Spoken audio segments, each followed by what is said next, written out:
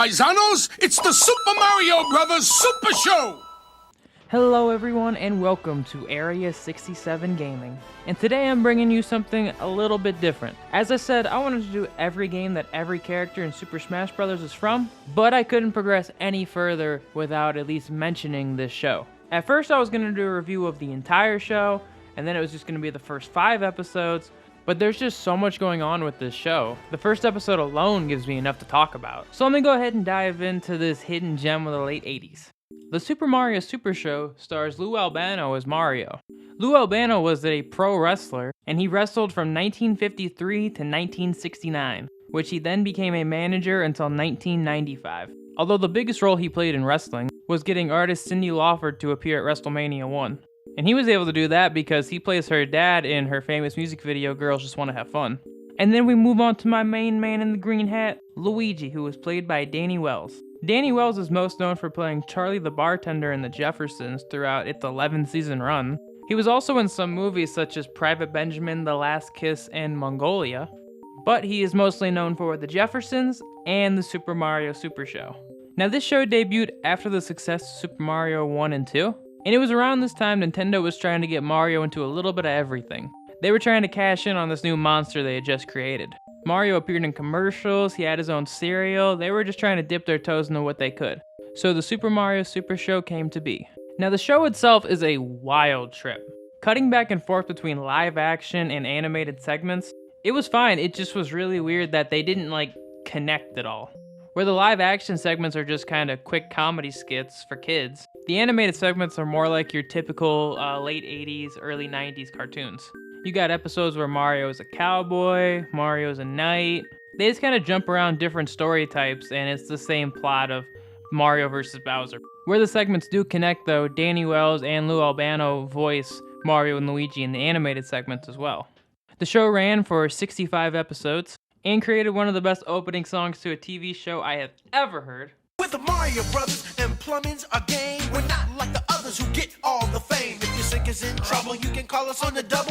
Alright, so let's get into it. The first episode of the Super Mario Bros. Super Show, titled The Bird, The Bird. So right off the bat in this intro, you can already see a couple of things. One, you can already see the old design of King Koopa, so they have not established him as Bowser yet, and he doesn't have his iconic look yet.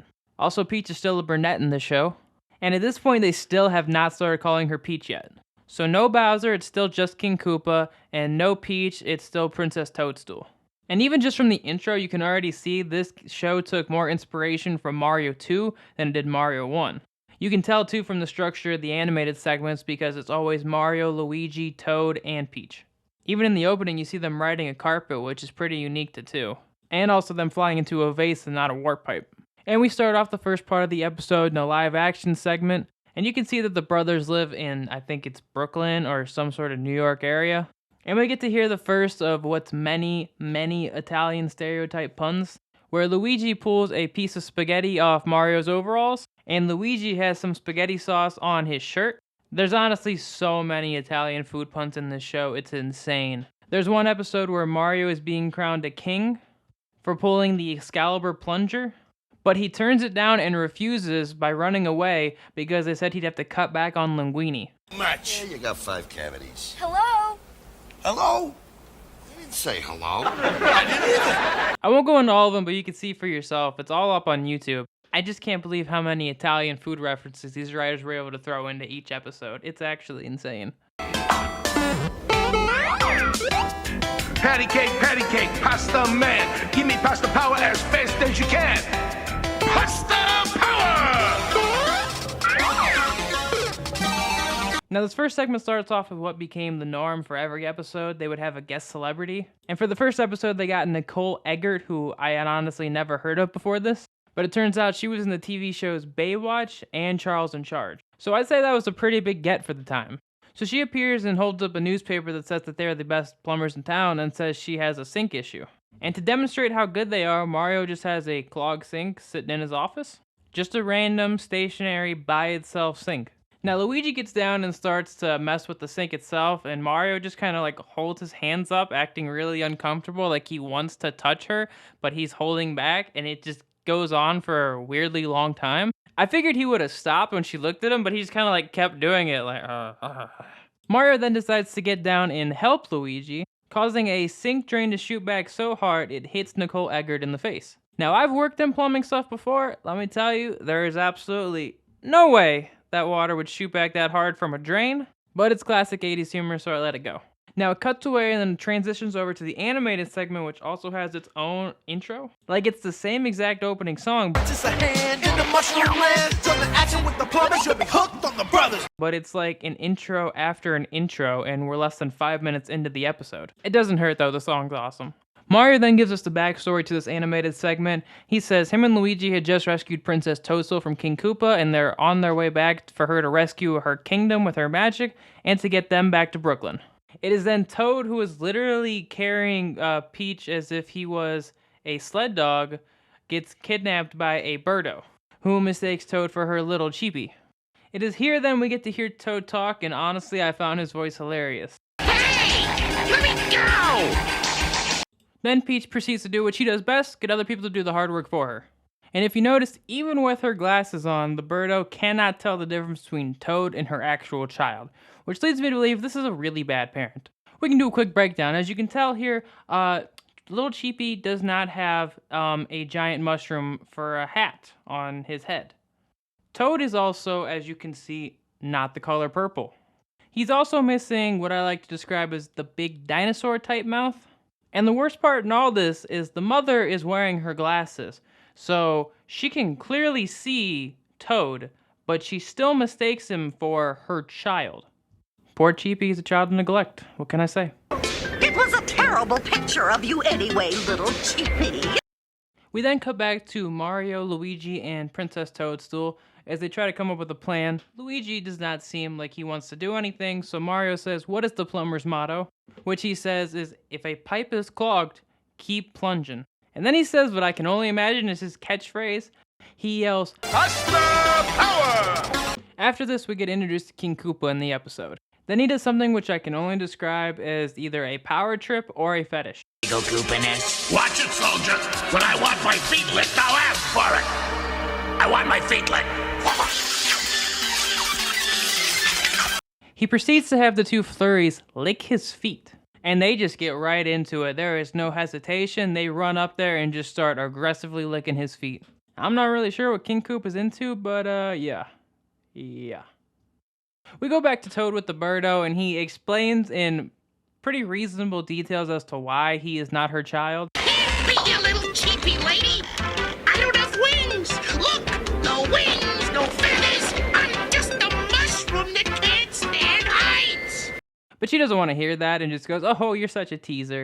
Then she tells Toad it's time for his flying lessons, and then his line just cracks me up. Like I said, I think this voice is hilarious. Flying lessons! Flying lessons? Are you out of your mind? We then see Mario, Luigi, and Peach climbing the mountain trying to get to the top when they are attacked by a bomb, which Mario proceeds to bitch smack into the air.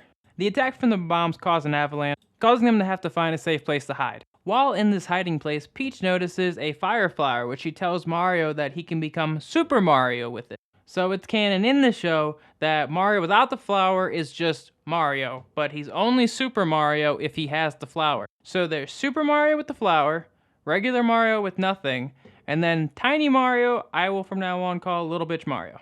Mario then melts the snow to get them out, and King Koopa hears that he has not fallen, so he decides he's going to lead the next attack on Mario himself. I'd pay $200 for a nice pepperoni cheesecake right now. Who called me cheap? I'll pay $300. While hanging out on the mountain, Mario, Luigi, and Peach find Little Cheepy. While they are finding him, the Birdo decides to drop Toad from 30,000 feet in the air to fly. To save himself, he takes off his mushroom hat and uses it as a parachute. So yeah, we get to see Toad's tiny head. It feels really weird to see a Toad without his hat on though. I was always under the impression that that was just their head, but no, it's just a hat. Hey, it's me. I mean, him. It's little cheapy. Toad, after surviving, then gets tasked with taking Little Cheepy back to his mom, while Mario takes care of King Koopa and his Koopa Troopas. Mario shows just how OP the flower is by finger banging everybody, until a bomb gets dropped next to him and takes away the power. So all look lost for our heroes until Toad and Birdo show up with their own vegetables. She wanted to help after Mario and the gang rescued the actual Cheepy, and hopefully to make it so they don't call child services on her. The Birdo then offers to cook them dinner for rescuing her little cheapie, which they accept until they realize that she had made worms and not spaghetti, causing them to freak out and bringing an end to the animated portion of the episode.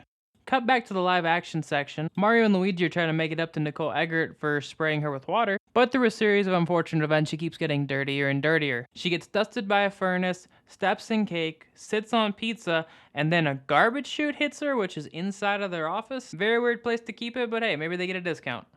They then cut to a preview for the Legend of Zelda show. Apparently they did this almost every episode as a way to promote the upcoming show. And I think most people know how that turned out. Bro. Hey, excuse me, princess. This trailer does do something that caught my ear. Zelda says that she has the Triforce of Wisdom, and Ganon has the Triforce of Power. And if Ganon has both Triforces, then he'll rule the world. So maybe by this point, they didn't give Link the Triforce of Courage? Or maybe they just messed up in the trailer, I'm not really sure. But I thought it was really weird that she said both.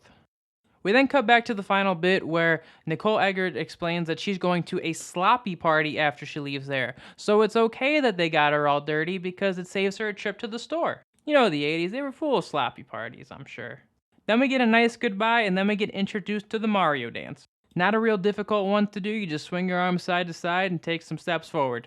So yeah, that was the very first episode of the Super Mario Super Show. Honestly, I really enjoyed it. I didn't go into it expecting like a cinematic masterpiece. I expected it to be silly and fun as a kid show, and I think it delivered nicely on that. I read some reviews where people talked about watching it a bunch when they were a kid, so it's nice to know this show holds up in nostalgia. If you were a kid in the late 80s and early 90s, did you ever watch this show? Or am I digging up memories that you forgot you had? If you've watched this show, let me know down in the comments what you think about it. Let me know what your favorite episode is too.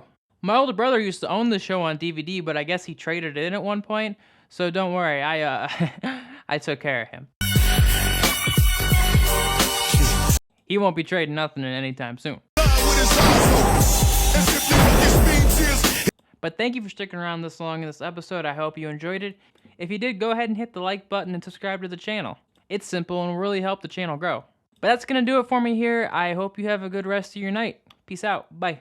Holy cannoli, kids, I'm Mario, and I'm telling you, if you're not watching the Super Mario Bros. Super Show, you're gonna turn into a Goomba. Don't be the last on your block to be playing with Pasta Power.